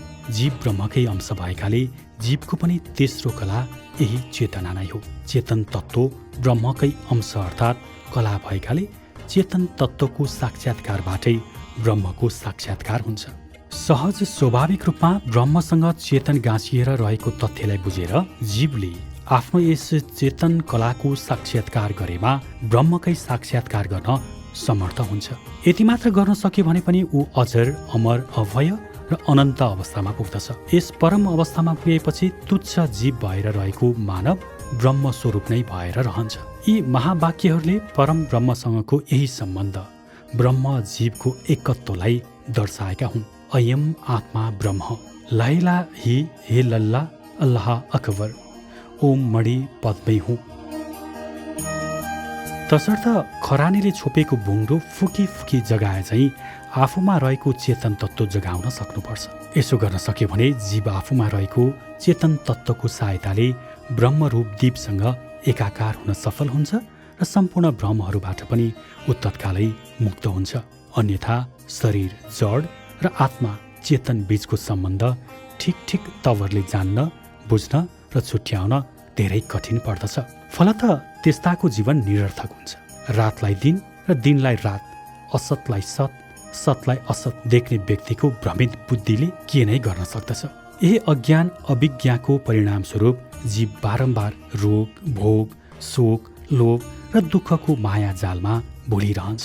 त्यसैले मानव जीवनमा नजानी हुने भ्रम निवारक चेतन तत्त्वको प्रमुख सिद्धान्त यहाँ देखाइएको छ। जुन बेला हामीमा भएको चेतन ब्रह्म अर्थात् तेजोमय ज्ञान स्वरूप चेतनसँग एकाकार हुन्छ वा समेटिन जान्छ, त्यस बेला काल, टाइम र गति, मोसन पनि स्वतः ब्रह्ममै समेटिन्छन्। यसलाई हाम्रो चलनचल्तीको भाषामा महाप्रलय काल भन्दछन्। यस बखत ब्रह्म आफ्नै असीम चेतना शक्तिले सम्पन्न अखण्ड मण्डलाकार निराकार रूपमा रहेको हुन्छ। आत्मा आत्माकै स्थिति भएको यस्तो अखण्ड अवस्थालाई ब्रह्म व्यक्ता तत्त्वदर्शीहरूले चैतन्य स्थिति अर्थात् सच्चिदानन्द भनेका छन्। यस्तो वास्तविक अवस्था स्वरूप अवस्थालाई धर्मशास्त्रहरूमा अभयपद, परमहंस, अध्यात्मपद, परमपद तथा ब्रह्मपद भनेर वर्णन गरिएको छ। स्मरणीय छ कालातीत अवस्था, तुरीय अवस्था, उन्मनी अवस्था, स्थित प्रज्ञ अवस्था, आनन्दमय अवस्था, अद्वैत अवस्था, तद्रूप वा तदाकार अवस्था, साम्य अवस्था, स्वरूप अवस्था, अलौकिक या दिव्य अवस्था, परम सिद्धिक अवस्था आदि यसै स्थितिको नै अनेक नाम र उपनामहरू हुन् भन्ने कुरामा हामी निश्चित हुनुपर्छ। कालको गतिको परिणामस्वरूप जब ब्रह्मको यस निराकार अवस्थाबाट फेरि सृष्टि क्रम प्रारम्भ हुन्छ, तब त्यही चेतन ब्रह्म स्वयंको साथै जड दृश्यको पनि साक्षी हुन पुग्दछ। यहाँनिर आएर जड चेतन दुवैका द्रष्टा यस चेतन तत्त्वरूपी पद्ममा काल र गतिको सुगन्ध सुभाषित हुँदै यो चेतन तत्त्व, जीवनी तत्त्व, प्राण तत्त्व बन्न पुग्दछ। प्रकाश स्वयं प्रकाशित हुन्छ र अरूलाई पनि प्रकाशित गरिदिन्छ। जस्तै सूर्य स्वयं प्रकाशमय छ र जगत समेतलाई यसले प्रकाशित गरिदिन्छ। यसैगरी चेतन पनि स्वयं चेतनमय छ तथा पिण्ड, ब्रह्माण्ड अनि यसभित्र पर्ने तमाम कुरा समेत यसैद्वारा सचेत चेतनमय हुन्छन्। फेरि यो चेतन स्वयं प्रकाशमय पनि भएकाले आफ्ना सम्पर्कमा जड चेतन सबै पदार्थहरूलाई पनि प्रकाशित पार्दछ र यो जड चेतन दुवै तत्त्वको साक्षी द्रष्टा रूपमा पनि रहन्छ। चेतनको यो स्वभावलाई चेतनाको महान सिद्धान्त भनिन्छ। हाम्रो पिण्डरूपी देह चैतन्य चोला चेतनबाटै प्रकाशित हुन्जेल जीवित रहन्छ। यही चेतनकै आधारमा हाम्रो देह अनेक क्रियाकलापहरू गर्दछ। चेतनको अभावमा यो पिण्डरूपी देह मुर्दा हुन्छ, बेकम्बा हुन्छ, जो केही समय रह्यो भने पनि गनाउन र किरा पर्न थाल्छ। त्यसैले चेतन नभएको देहलाई जतिसक्दो चाँडै जलाउने वा गाड्ने गर्दछन्। यही चेतन नै आत्मा हो। चेतन तत्त्व ब्रह्मकै अंश अर्थात् कला भएकाले चेतन तत्त्वको साक्षात्कारबाटै ब्रह्मको साक्षात्कार हुन्छ। यही चेतन तत्त्व शरीर र इन्द्रिय जड तत्त्वसँग मिल्न जाँदा अहङ्कार, इगोको रूपमा देखिन आउँछ। ब्रह्मको दोस्रो कला गतिको कारणले गर्दा विशुद्ध चेतन तत्त्व ब्रह्ममा अहङ्कार, म र मेरो भन्ने भान पैदा हुन जान्छ। चेतनको यस अवस्थालाई सगुण अर्थात् साकार पक्ष भनिन्छ। जन्मकालदेखि गलत धारणा र संस्कारको कारण अज्ञानतावश चेतन म र मेरो भन्ने भ्रम खडा गर्दछ र यही भ्रमलाई नै आफ्नो स्वरूप मान्न थाल्दछ। यसैलाई ब्रह्मको जीव अवस्था भनिन्छ। अर्थात् यहाँ आएर उही विशुद्ध चेतन ब्रह्म खण्डित भएर जीवको रूपमा रूपान्तरित हुन्छ। यी माथिका तथ्यलाई बुझेर भ्रम, अज्ञानता र दुःखबाट छुटकारा पाउने सङ्कल्प गरेर निरन्तर सत्सङ्गमा लाग्यो भने गुरु कृपाद्वारा जीवले आफ्नो अज्ञानतालाई हटाउँदछ। आफ्नो अज्ञानमय जीव अवस्थालाई ब्रह्म अवस्थामा रूपान्तरित गर्न सफल भएका यस्ता दृढ सङ्कल्पवान गुरुनिष्ठ शिष्य स्वयं ब्रह्मदेव, ब्रह्मज्ञानी, ब्रह्मवेत्ता र ब्रह्मज्ञ भएर रहन्छन्। यस्ता ब्रह्मज्ञानी म र मेरो जालबाट मुक्त भई रमण गर्छन्। अज्ञान अर्थात् कामनाले रहित ब्रह्मज्ञानी पुरुष जन्म मरणको चक्रबाट सर्वथा मुक्त हुन्छ। स्वयं ब्रह्मस्वरूप भई ब्रह्ममा विचरण गर्दै ब्रह्मबाटै ऊ ब्रह्ममै पुग्दछ। त्यसैले हामी पनि यही विवेकशील र बुद्धिमान बन्ने हो भने जीव चेतनलाई अज्ञानताबाट बचाउने प्रयासमा लागिरहनुपर्छ। वास्तवमा मानिसको जन्म पाउनुको सार नै यही हो। तसर्थ आफ्नो जीवनलाई सार्थक पार्ने हो भने हाम्रो आफ्नो वास्तविक स्वरूप परम ब्रह्म चैतन्य परमात्मामा नै रहनु पर्दछ। यदि हामीले आत्मस्वरूप विशुद्ध चेतनमा रहेर जीवनको हरेक क्रियाकलापहरूमा विवेकपूर्ण तरिकाले भाग लिँदै गर्यौँ भने सदा सर्वदा आनन्दित हुनेछौँ। मोक्ष साध्नु भनेको पनि यही हो। यसैले मानव जीवनमा हामीले नजानी नहुने यो तेस्रो कला चेतनाको प्रमुख सिद्धान्त यहाँ देखाइएको हो। चित्तशुद्धि। विश्वमा अवतरित महापुरुषहरूले थुप्रै साधनाका मार्गहरू लोक समक्ष प्रस्तुत गरेका छन्। यी सम्पूर्ण मार्गदर्शनहरूको मूल उद्देश्य पनि मानिसलाई आफ्नो वास्तविक स्वरूपमा स्थित गराउनु नै हो। अज्ञानबाट जीवलाई बचाउनु हो। अज्ञानदेखि हट्नु तथा ज्ञान स्वरूपमा रहनु नै मनुष्य जीवनको प्रमुख उद्देश्य हो। ज्ञान पाएपछि पाउनुपर्ने अरू थोक केही पनि बाँकी रहँदैन। ईश्वर प्राप्ति, मोक्ष प्राप्ति, भगवान प्राप्ति भनेको यही नै हो। आत्मा प्राप्तिका लागि आफूलाई अनेक प्रकारका दुःख कष्ट र पीडा दिनु, इन्द्रिय तथा कर्मेन्द्रियहरूको क्रूरता र मूर्खतापूर्ण दमन गर्नु, अन्धविश्वासबाट प्रेरित भएर चल्नु, एकलकाटे बानी असामाजिक भएर जीवन व्यतीत गर्नु, अङ्गभङ्ग गरी शरीरलाई पीडा पुर्याउनु, अन्न त्यागी शरीर नै सुकाउनु, मिलनसार बन्नुको साटो हट्टी र कट्टर बन्नु, जादु टुनामुनाको चक्करमा पर्नु इत्यादि बिल्कुलै निराधार र गलत क्रियाहरू हुन्। यस्ता क्रियाकलापहरूमा रहने हो भने हामीमा रहेको चेतन शक्ति प्रस्फुटित वा साक्षात्कार हुनु त कता हो कता आफ्नो निज स्वरूप चरित्र चेतना नै गुम्न पुग्दछ। यस्तै असमझदारीहरूको कारणले गर्दा नै मानिसमा पागलपन, उन्माद, यौन विकृति, आत्महत्या, विक्षिप्तता र उन्मत्तता जस्ता अति उग्र र हिंस्रक प्रवृत्ति देखा पर्न थालेका हुन्। यस्तो दुर्दशा हुनुमा चेतनाको प्रदूषणले नै प्रमुख भूमिका खेलेको हुन्छ। स्मरणीय छ, चेतनाको निकटतम सम्बन्ध मनसँग छ। यसै कारण यही मनले गलत बाटो लियो भने मन मात्र दूषित हुने होइन कि हामीमा रहेको चेतना पनि दूषित हुन्छ। दूषित चेतनाको प्रभावमा पर्दा मन र इन्द्रिय झन्झन दूषित हुन पुग्दछन्। दूषित मनबाट सञ्चालन हुने इन्द्रिय कर्मेन्द्रियका सबै चालहरू, कर्म व्यवहार पनि बिग्रन थाल्दछन् र मानिस कुकर्म गर्न पुगी उसको सर्वनाश नै हुन्छ। हामीलाई दुःख दिने, मार्न आउने, लुट्ने, सर्वस्व हरण गर्नेलाई हामी दुश्मन भन्ने गर्दछौँ। वास्तवमा हामीलाई साँच्चीकै दुःख दिने, मार्न आउने, सताउने, हाम्रो सर्वस्व हरण गर्ने दुश्मन यही दूषित मन हो। दूषित विचार अर्थात् दूषित मनबाटै दुश्मन शब्द बनेको हो। यसरी रोगी मन र इन्द्रियबाट सञ्चालित मानिसको शरीर कुकर्म गर्न बाध्य हुनु अस्वाभाविक हुँदैन। यसै गरी यदि मानिसले आफ्नो चेतनालाई विशुद्ध राखे भने उसका मन र इन्द्रियहरू स्वत सुमार्ग र सुकर्ममा लाग्दछन्। सुकर्ममा लागेको मन, धारणा गर्ने शरीर स्वभावतः सुकर्ममा प्रवृत्त भइहाल्छ। यही कारणले गर्दा नै धर्मशास्त्रमा चित्तशुद्धिलाई धर्मको मूल मानिएको छ। चित्त अर्थात् मन चेतनाको केन्द्र भएकाले चित्तशुद्धिलाई धर्मको मूल मानिएको हो। यसरी शुद्ध भएको चेतनबाट जो जे प्रस्फुटित हुन्छन् त्यसैलाई आकाशवाणी वा भगवत वाणी भनिन्छ। त्यसैले हामीले पनि सच्चा अर्थमा धर्म गर्ने हो भने चित्तशुद्धि हुनुपर्छ। स्वार्थ, शत्रुता, कुटिलता, कपट, दम्भ, ईर्ष्या, राग, द्वेष, घमण्ड, निन्दा, चुक्ली, लोभ लालच, काम वासना, क्रोध, कुनियतलाई त्यागी चित्तलाई निर्मल, निष्पाप, निर्दोष, निर्लेप र निष्कलङ्क राख्न सक्नुपर्दछ।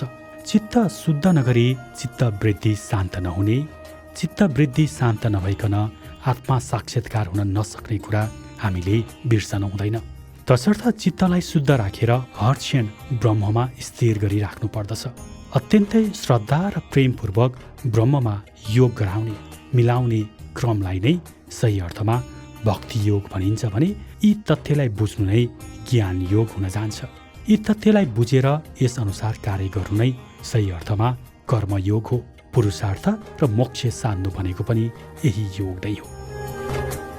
यस प्रकार चित्त शुद्धिको साधनाद्वारा जीवलाई अज्ञानताबाट हटाएर उसको वास्तविक स्वरूपमा निरन्तर स्थिर राखी मन, इन्द्रिय र शरीरलाई सक्रिय तथा सशक्त बनाई सत्कर्ममा लगाएर आनन्दपूर्वक जीवन जिउनु जीवनको तेस्रो कला पद्म चेतनाको मुख्य सिद्धान्त हो। चारित्रिक चेतनाको जागरण। आज मानिसमा देखिन आएको अत्याधिक चिन्ता, घबराहट, छटपटी, अनिन्द्रा, आत्मविश्वासको कमी, कल्पनामा ज्यादा डुब्नु, मर्ने विचारले बारम्बार घेरिराख्नु, बाँच्ने इच्छै समाप्त भएर जानु, सन्कीपन, चिटचिटाहट, हटबडाहट, एकचित्त भएर काममा लाग्न नसक्नु, राति तर्सेर बिउजुनु, अकारण भयले सताउनु, मृत्युदेखि डर तथा परिवारमा कसैको मृत्यु हुँदा पनि अकारण डर, दुस्वप्न, पाचन शक्ति कमजोर हुनु, उच्च रक्तचाप हुनु, हृदय रोग, अति कामुकता, अनियन्त्रित रूपमा विषय वासनाको भोग, असीमित धन लोलुपता, अपराध घर घरमै समस्या बनेर बसेका छन्। यी सबै विकृतका पछाडि चेतनाको दूषितपनाले नै प्रमुख भूमिका खेलेको हुन्छ। सामाजिक विकृति भनेका यिनै हुन्। चित्त शुद्ध नभएसम्म उत्कृष्ट चेतनाको निर्माण हुन सक्दैन। उत्कृष्ट चेतनाको निर्माण नभई चेतनको चैतन्य जुन हो त्यही जाग्दैन। चेतनको चैतन्य नजागी अर्थात् व्यक्ति चैतन्य नभई उसको मूलभूत चरित्रको पनि निर्माण हुँदैन। जहाँ चरित्रको निर्माण हुँदैन त्यहाँ अरू थोकको आशा गर्नु व्यर्थ छ।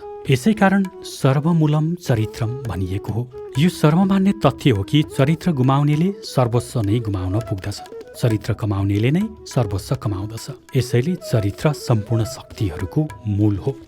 माथिको तथ्यलाई राम्ररी बुझेर मानिसले हमेसा आफ्नो चेतन अर्थात् आत्माकै पवित्रताको ख्याल राख्दै नकारात्मक सबै कार्य दुष्कर्मबाट बस्नु पर्दछ र सकारात्मक सबै कार्य सत्कर्ममा हिँड्नु पर्दछ। शुद्ध भाव विचार, शुद्ध खानपान, शुद्ध शरीर, शुद्ध आचरण, शुद्ध बोली वचन, शुद्ध मेलमिलापको चित्त शुद्धिसँग घनिष्ठ सम्बन्ध गाँसिएको हुन्छ। यिनै निष्ठा, नियम र अनुशासनहरूको अक्षरशः पालना गरी चित्तमा श्रद्धा, प्रेम, धैर्य, शान्ति, दया, क्षमा, स्थिरता र प्रसन्नताको विकास गर्दै ल्याउनुलाई नै चित्तशुद्धि साधना भनिन्छ। यसरी चित्त शुद्ध हुँदै गएपछि चित्तको वृद्धि पनि शान्त हुँदै आउँछ। चित्त वृद्धि शान्त भएपछि त्यही चित्तले अति शुद्ध अवस्थालाई प्राप्त गर्दछ। चित्तको यस्तो विशुद्ध अवस्थामा चेतन स्वयं चेतनमै स्थिर हुन पुग्दछ र व्यक्ति चैतन्य भएर चम्कन्छ। चेतन स्वयं चेतनकै प्रति चैतन्य भएर जागेको यो अवस्था नै चारित्रिक चेतना जागरणको अवस्था हो। यही महान अवस्था प्राप्त गरेपछि नै विश्व शान्ति, विश्व बन्धुत्व, मानवता, सत्य, न्याय, अहिंसा र परोपकार जस्ता उच्चतम चारित्रिक मूल्यहरूको प्रस्फुटन हुन्छ। चित्तशुद्धि र साधनाको पराकाष्ठा नै यही हो। यही नै मानव विकासको चरम र परम अवस्था पनि हो। चारित्रिक चेतनाको यही अवस्था कृष्ण कन्सियसनेस र क्राइस्ट कन्सियसनेस हो।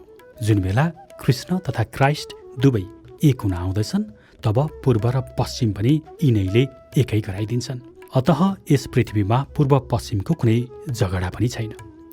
यस वास्तविक तथ्यलाई बुझ्न र बुझाउन नसकिएको हुनाले नै विश्वमा अनेकौं मत, सम्प्रदाय, रीतिरिवाज, चलन, प्रथा आदि बन्न पुगेका हुन्। वास्तवमा देवता मान्नु नमान्नु, एउटै देवता मान्नु वा अनेक देवदेवता, टीका, विभूति आदि लगाउनु नलगाउनु, भाषाभाषी फरक पर्नु जस्ता कुरा धर्म होइनन्। यी त संस्कृति हुन्। तर मानिसहरू संस्कृति अर्थात् कल्चरलाई नै धर्म मानी आफ्नै आत्माको विकासको महान प्रक्रियामै छेकबार लगाइरहेका छन्। धर्म त सर्वत्र एउटै छ र परमात्मा पनि एउटै छ। हृदय र हृदय बीचको मिलनमा नै बाधा बनेर रहेको यस पर्खाललाई मनुष्यले तोड्नु पर्दछ र सम्पूर्ण मानवताका साथ उसले एकाकार हुनै पर्दछ। कर्म वा क्रिया, वर्क, गदा। काल, गति र चेतनाको क्रमशः अध्ययन पश्चात अब उनै परम ब्रह्म परमात्माको चौथो कला क्रिया वा कर्म सुरु गर्नेछौँ। कर्मलाई नै प्रतीकको रूपमा शास्त्रमा गदा भनेर उल्लेख गरिएको छ। कर्मको सुरु काल, गति र चेतनाले समन्वयात्मक ढङ्गबाट मिलेर कार्य गर्दा स्वतः कर्मको प्रादुर्भाव हुन्छ। काल र गति भाव यी दुवैको संयोगले बल, पावर अर्थात् रेट अफ डुइङ वर्क पैदा हुन्छ। बल भनेको काल र गतिको योग हो। बल बराबर काल प्लस गति। काल, गति र चेतनाको समन्वयले जुन ऊर्जा शक्ति, इनर्जी अर्थात् सक्रियता पैदा हुन्छ त्यसलाई कार्य गर्ने क्षमता भनिन्छ। काल, गति र चेतनाको योग कार्यक्षमता हो र यही कार्यक्षमता नै कर्म अर्थात् क्रिया शक्ति हो। कर्म, वर्क बराबर काल, टाइम प्लस गति, मोसन प्लस चेतना, कन्सियसनेस हो। यसरी ब्रह्माका तीनै कलाहरू क्रमशः काल, गति र चेतना मिलेर कर्मलाई जन्म दिन्छन्। ब्रह्मको यसै क्रिया शक्तिद्वारा सृष्टि निर्माण हुन थाल्दछ। अर्थात् यही क्रियाशक्ति आफ्नो चौथो कला भएको नाताले ब्रह्म यसैद्वारा सृष्टि निर्माणको कार्य थाल्दछ। यही क्रियाशक्ति सही अर्थमा दुर्गा हुन्। यसैगरी जीव पनि ब्रह्मकै अंश भएकाले जीवको पनि चौथो कला क्रिया नै हुन्छ। ब्रह्म झैँ जीवले पनि यसै क्रियाशक्तिद्वारा नै आफ्नो सृष्टि निर्माण गर्नुको साथै निर्माणलाई विकास दिन तथा जीवन जिउनको निम्ति कर्म गर्दछ र गर्नै पर्दछ पनि। यसै कारण यस धरतीमा जीवलाई आफ्नो जीवन बचाउनको लागि पनि कर्म गर्नु अति आवश्यक मात्र होइन, अनिवार्य नै हुन्छ। किनभने जुनसुकै भागमा रहे पनि भोक र प्यास पनि उसको साथसाथै रहन्छ। जीवलाई जाडो, गर्मी, भोक र प्यासबाट रक्षा सुरक्षा हुनु अपरिहार्य छ। यस तथ्यबाट कर्म नै जीवन हो भन्ने सिद्ध हुन्छ। कर्म नगरी त्यसै बसेर बाँच्न सकिन्न। वास्तवमा सक्रियता जीवन पद्धति हो। निष्क्रियता निर्जीवता मुर्दापन हो। यस अर्थमा श्रमलाई सक्रियताको अर्को रूप मान्नुपर्छ। अत मानव जीवन सदैव क्रियाशील हुनुपर्दछ, किनभने ब्रह्म तथा जीवको चौथो कला नै क्रियाशक्ति श्रम शक्ति हो। यो कला अर्थात् कर्मबाट ऊ कहिले अलग रहन सक्दैन। त्यसैले कर्म गर्नु नै उसको मौलिक कर्तव्य हुन जान्छ। अधिकारभन्दा कर्तव्यले ज्यादा महत्त्व राख्दछ, किनकि कर्तव्यले नै अधिकारलाई जन्म दिन्छ र अधिकारले स्वयं अधिकारलाई कायम सुरक्षित राख्दछ। यसै कारण वैदिक संस्कृतिमा कर्मलाई नै धर्म मानिएको हो। वस्तुतः कर्तव्य कर्म नै सदाचार हो, सच्चरित्रता हो। समयको महत्त्वलाई सही पहिचान गरी आफ्नो पुरापुर क्षमता लगाएर परिस्थिति र समयानुकूल जीवले कर्म गर्दै रहनुपर्दछ। काम गर्ने बखतमा हानि र लाभ वा नाफा नोक्सानीको हिसाब गर्न पछि लागेर आफ्नो चेतनालाई विचलित गरी जीवन पद्धति सक्रियता श्रमलाई रोक्नु हुँदैन। सुख दुखे समेकृत्वा लाभा लाभौ जया जयै। यो आदर्शलाई बाँच्ने प्रयास गर्नुपर्छ। यदि त्यसो नगरेमा मृत्यु, असफलता, चिन्ता, लोभ, लालच, दुःख आदिले जीवन रहन दिँदैन। हामीले श्रद्धापूर्वक कर्म गर्दै सयौं वर्ष बाँच्न चाहनुपर्छ। त्यसै बसे बाँच्न पाइन्न भन्ने वेदको मन्त्रको सारांश पनि छ। ईश्वरबाट अनुशासित यस जगतमा सत्कर्म निष्काम कर्म गर्दै पुरापुर 100 वर्ष पूर्णायुसम्म बाँच्ने शुभकामना राख्नुपर्दछ। यस्तो अनुशासित कर्मले मनुष्यलाई कतै पनि लिप्त पार्दैन। निर्लिप्त जीवन जिउनका लागि यही श्रेष्ठ मार्गदर्शन तिम्रो लागि हो। यसभन्दा अर्को हे मनुष्य परम कल्याणकारी मोक्ष कुनै पनि मार्ग छैन। यस्तो अनुशासित कर्मले मनुष्यलाई कतै पनि लिप्त पार्दैन। निर्लिप्त जीवन जिउनका लागि यही श्रेष्ठ मार्गदर्शन तिम्रो लागि हो। यसभन्दा अर्को हे मनुष्य परम कल्याणकारी मोक्ष कुनै पनि मार्ग छैन। यस्तो कर्तव्य बुद्धिद्वारा भावना शक्तिले कामलाई आफ्नो अनुकूल बनाउँदै कार्यमा सजगता प्राप्त गर्दै जानुपर्दछ। यो नै ब्रह्मको कर्म कलामा निहित मानव जीवनको चौथो मुख्य सिद्धान्त र शिक्षा हो। ब्रह्मको यही चौथो मुख्य कला क्रियाशक्तिबाटै ज्ञानयोग, कर्मयोग र भक्तियोगको प्रादुर्भाव भयो। अतः यिनको यथार्थ स्वरूप के हो, यिनको पनि ठिक ठिक ज्ञान गरौँ। कर्ममा कुशलता प्राप्त गर्ने व्यक्तिले आफ्नो कर्तव्य कर्मलाई पूर्ण समझदारी र इमान्दारीपूर्वक आत्मस्मृतिलाई नभुलेर पूर्ण जिम्मेवारीका साथ सम्पन्न गर्दछ। आत्मस्मृति योगमा रही कुनै पनि कर्मलाई यदि समझदारीका साथ गरिन्छ भने त्यो नै ज्ञान योग हुन्छ। र यसरी समझदार भएर कर्म गर्ने मानिस नै सच्चा अर्थमा ज्ञानी हुन्छ। आत्मस्मृतिमै रही कर्मलाई जिम्मेवारीका साथ वहन गरिन्छ भने त्यो नै कर्मयोग हुन्छ। र यस्ता कर्मप्रति जिम्मेवार मानिस नै सही अर्थमा कर्मयोगी हुन्। त्यसै गरी आत्मस्वरूपमै रही कर्मलाई इमान्दारीका साथ पुरा गरिन्छ भने त्यो नै भक्ति योग हुन्छ। र यस्ता इमान्दार मानिस नै सच्चा अर्थमा भक्त हुन्छन्। यसरी आत्मस्मृतिलाई नभुली इमान्दारीपूर्वक समझदारीको सहारा लिएर जिम्मेवारीलाई वहन गर्नमा जो पूर्ण समर्थ छ उही नै सच्चा अर्थमा वास्तविक योगी हो। यसैलाई कर्म कौशल भनिएको छ, अर्थात् कर्ममा दक्षता हासिल गर्नु। योगः कर्मसु कौशलम। यस्तो कर्म गर्नमा सिपालु व्यक्ति जुनसुकै काममा लागे पनि त्यो काम सफलतापूर्वक पुरा गरी छाड्छन्। यो नै ज्ञानयोग, कर्मयोग र भक्तियोगको यथार्थ विज्ञान हो। यसरी चल्ने मानिसले नै गीतालाई सही ढङ्गबाट पढेको, बुझेको र अपनाएको ठहर्दछ। यिनलाई बहसको विषय बनाएर अल्मलाइरहनु तथा समय खेर फाल्नु उचित होइन। कर्मद्वारा ईश्वर प्राप्त गर्ने यो सिद्धान्त ज्यादै सरल र स्पष्ट छ। जसरी ब्रह्मबाट जगत निर्माणको कार्य सम्पन्न हुन गई कर्म भएको हुन्छ, त्यसै गरी जीव ब्रह्मकै अंश भएका नाताले जीवबाट पनि कर्म हुने कुरा स्वाभाविकै भयो। आफ्नो चौथो काल क्रिया शक्तिद्वारा सृष्टिको निर्माण गरी जसरी ब्रह्मबाट कर्म भएको हुन्छ, त्यसै गरी जीव ब्रह्मकै अंश भएकाले क्रिया शक्ति जीवको पनि कला हुन जाने भएबाट जीवबाट पनि स्वतः कर्म नै हुन्छ। त्यसैले जीवद्वारा कर्मको त्याग हुनै सक्दैन। रोजीरोटी कमाउनुदेखि लिएर हिँड्ने, डुल्ने, हेर्ने, देख्ने, बोल्ने, सुन्ने इत्यादि जति पनि कर्मेन्द्रिय र ज्ञानेन्द्रियका क्रियाकलापहरू छन्, ती सबै कर्म नै हुन्। चुप लागेर बस्दैमा अर्थात् मुखले मात्र नबोल्दैमा मौनता हुन सक्दैन, यदि मनमा नाना थरीका कुरा खेल्दछन् भने। त्यसै गरी भित्र काम वासना छुटेको छैन, तर म कर्म त्याग गर्दछु भनेर जीवन व्यवहारबाट पन्छिँदैमा कर्म त्याग हुँदैन। ब्रह्मको तथा जीवको चौथो कला क्रिया भनेको यो कला अर्थात् कर्मबाट हामी कहिल्यै अलग रहन सक्दैनौँ। त्यसैले कर्म गर्दिन, कर्म छोड्छु, कर्म सन्यास लिन्छु भन्नु सरासर धोका हो, भ्रम हो। हाम्रो जीवन रहन्जेलसम्म एक क्षण पनि हामी कर्म बिना रहन सक्दैनौँ। आफूमा रहेको क्रिया शक्तिलाई उपयोग नगरेर रोजीरोटी कमाउन छोडिदिने, तर जब भोक लाग्छ तब चाहिँ माग्ने हिँड्ने, यस्तो कर्म त्याग पनि त्याग हुन्छ? विवाह चाहिँ नगर्ने तर स्त्रीको बारेमा भने सोचिरहने, के यस्तो पनि त्याग हुन्छ? यो त सरासर आडम्बर मात्रै हो, पाखण्ड हो। चरित्रहीन भनेका यस्तै मानिस हुन्। डाँकाहरूमा पनि सबैभन्दा बढी खतरनाक डाँका यिनै हुन्। खुल्लम खुल्ला गरिने अपराधभन्दा यस्तो खालको अपराध अत्याधिक भयङ्कर, खतरनाक र निन्दनीय हुन्छ। यस्ता अपराधीलाई नै आत्मघाती, आत्महत्यारा वा आत्महन्ता पनि भनिन्छ। कर्म कलाको शक्तिद्वारा जीवको पूर्ण निर्माण गर्ने सामर्थ्य आफूमा निहित भएको तथ्यलाई बुझेर जीव मनुष्यले यस शक्तिको अझ पुरा उपयोग गर्दै श्रेष्ठ कर्मद्वारा जीवनलाई सार्थक र सफल पार्नु उसको परम कर्तव्य हो। कर्मद्वारा ईश्वर प्राप्तिको विज्ञान अर्थात् कर्मफल त्यागको विज्ञान। कर्मत्यागको दार्शनिक अर्थ कर्मको त्याग गर्नु होइन, कर्मको फल त्याग गर्नु हो। यस्तो कर्मलाई निष्काम कर्म वा निस्वार्थ कर्म पनि भनिन्छ।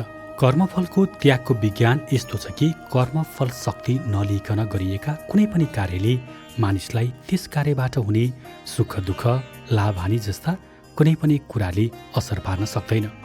अर्को शब्दमा भन्ने हो भने मोहको त्याग गरेर कर्म गर्नुलाई नै वास्तवमा ज्ञानयुक्त कर्म त्याग भनिन्छ।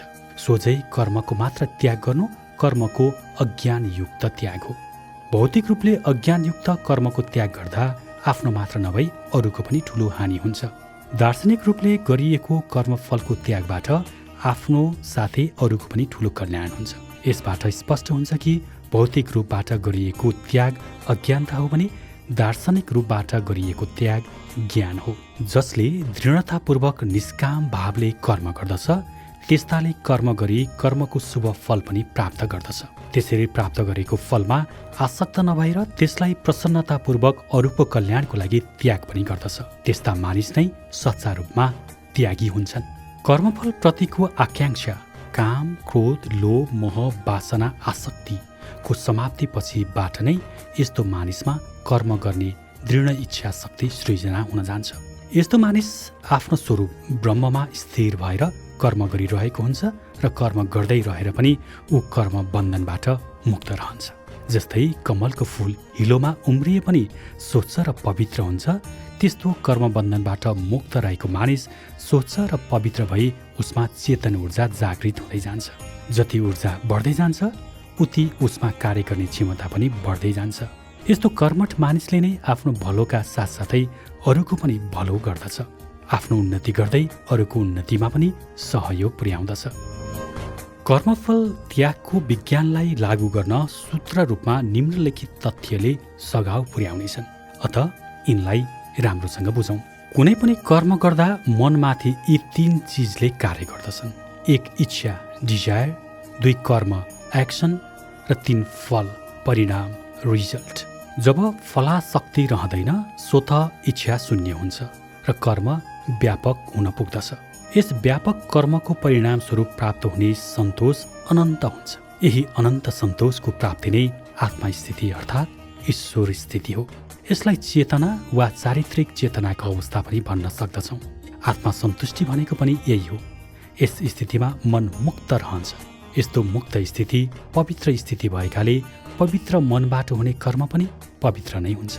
साथै अनन्त ऊर्जाकै स्रोत भएकाले कार्य गर्ने क्षमताको अपूर्व वृद्धि हुन्छ। यसरी यहाँ फलको आशा छोडिदिनु, इच्छा शून्यको तात्पर्य अझ पूर्णता, प्रबल इच्छा शक्तिले भरिपूर्ण हुनु हो। इच्छै छोडिदिनु होइन। यस तथ्यलाई राम्ररी बुझेर हामी पनि दृढतापूर्वक पुरा शक्ति लगाएर कर्म गरौँ र फलाशक्तिबाट टाढा रहँदै जीवनको अनन्त सन्तोष, समिष्ट फलको स्वाद चाखौँ। यस प्रकार परम सन्तोषको बाधक, परमानन्दको बाधक, परम आत्मा भाव प्राप्तिको बाधक कर्मफलमा आसक्तिको भावना वा कामना नै रहेछ भन्ने कुरा सिद्ध हुन्छ। यही कारण हो कि हाम्रा पूर्वजहरू काम वासनाबाट प्रेरित भएर होइन, ऋतु दानको रूपमा स्त्रीलाई गर्भधारण गराउँथे। दान भावबाट प्रेरित नभए काम भावबाट प्रेरित भोग बन्धनमुखी हुन्छ, जबकि कामना रहित भोगले योगको रूप लिन पुग्दछ। यस अवस्थामा भोग र मोक्ष एक अर्कामा विरोधी नभई सहयोगी हुन पुग्दछन्। यही मोक्षको मूलभूत सिद्धान्त हो। कर्मद्वारा मोक्ष ईश्वर प्राप्तिको ज्ञान र सुन्दर, सार्थक तथा सफल जीवन जिउने परम विज्ञान पनि यही नै हो। त्याग भावपूर्वक कर्म गर्नुपर्दछ भनेको पनि यही नै हो। जुनसुकै कर्म गरेपछि यसको फल स्वाभाविक रूपले मिल्छ। कर्मको हक नै फल हो। यसरी कर्मबाट हक स्वत मिल्दछ। हकको मात्रै कुरा गर्ने तर कर्तव्य चाहिँ नगर्ने हो भने हक कसरी मिल्ला? तर आज मानिसहरू कर्तव्य कर्म चाहिँ नगर्ने, केवल हक मात्रै खोज्ने गर्दछन्। योभन्दा आश्चर्यको कुरा अरू के हुन सक्छ र? हामीले कर्म अर्थात् कर्तव्य नै अधिकार प्राप्तिको मूल आधार हो भन्ने कुरा राम्ररी बुझ्नु पर्दछ। यो तथ्य आध्यात्मिक वैज्ञानिक भएको नाताले यस सिद्धान्तलाई भगवान श्रीकृष्णले गीतामा सर्वाधिक जोड दिनुभएको छ। उहाँले यस सिद्धान्तलाई आफ्नो जीवनमा लागू पनि गर्नुभयो। कर्मण्येवाधिकारस्ते मा फलेषु कदाचन। यो सर्वमान्य सिद्धान्त अनुसार कर्म, क्रिया, एक्सन व्यक्तिगत इन्डिभिजुअल हुन्छ, तर फल, प्रतिक्रिया व्यक्तिगत होइन, सामाजिक हुन्छ। कर्मको प्रभाव कर्तामा मात्रै सीमित नरही पुरा ब्रह्माण्डमा पर्दछ। अतः फल सार्वभौम वस्तु हो, सर्वत्र नै यसको हक हुन्छ र सर्वत्र यो बाँडिन्छ। यस तथ्यलाई राम्रोसँग बुझेर फलाशक्तिको मोह र सङ्घर्षमा नफसी जो मानिसले कर्म गर्नमा नै आफ्नो पुरा शक्ति लगाउँदैछन्, उसको कर्मले स्वार्थबाट माथि उठी समष्टि कल्याण साधनाको रूप लिन पुग्दछ र उसको जीवनमा वसुदैव कुटुम्बकम सर्वे भवन्तु सुखिन चरितार्थ हुन पुग्दछ। यसको अर्थ मर्मलाई बुझेर हामीले पूर्ण समझदारीका साथ इमान्दार भएर जिम्मेवारीलाई पुरा गर्न